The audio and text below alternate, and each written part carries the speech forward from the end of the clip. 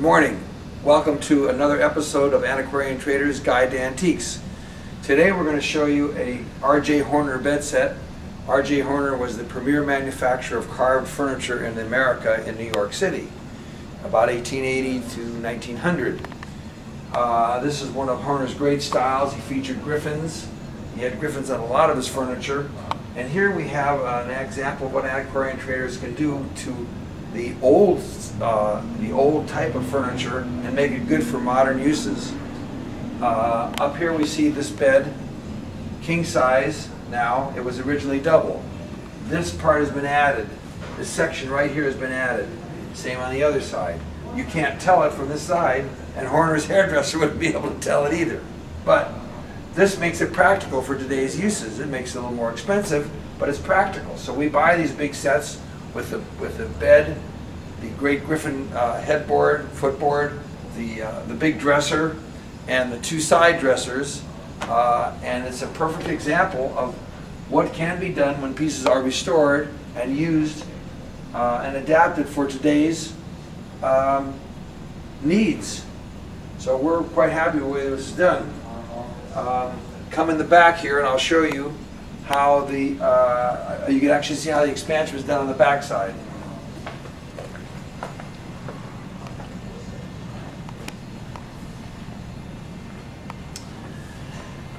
So here you see, right here, you see how this piece of wood was added in here.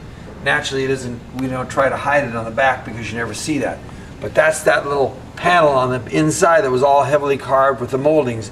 This is how it was handled in the back in order to expand it this way, wider. We also raised the bed up because if you expand it wide, then you have to raise that up to keep the same proportions that the original designer had intended.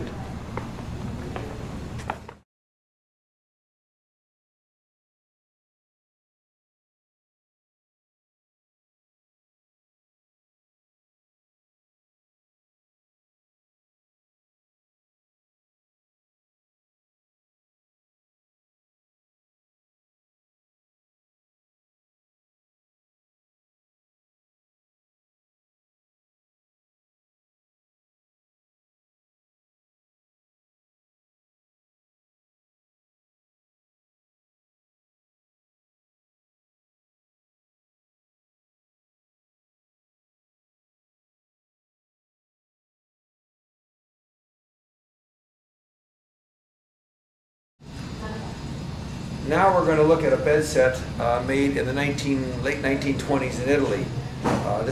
We've had this set 3 or 4 times. It's not a common set. We just happen to have had it.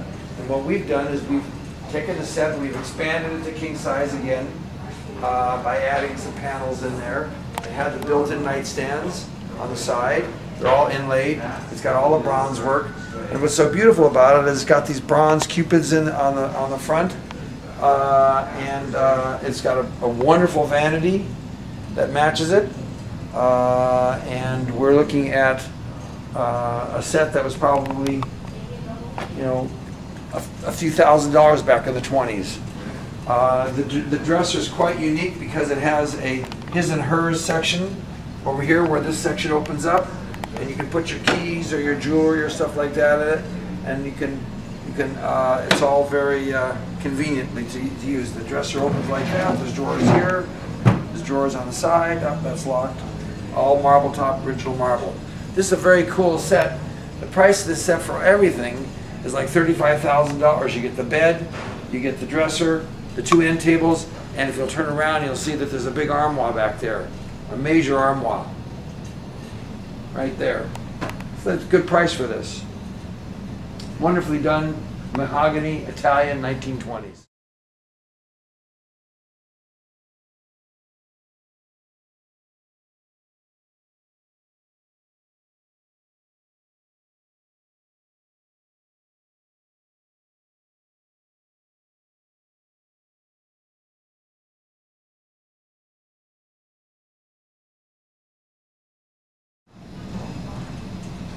Here's a 19th century, maybe 1870 coffee table, made in America, American Victorian. It's got the bronze trim on it, and we've lowered it to coffee table height.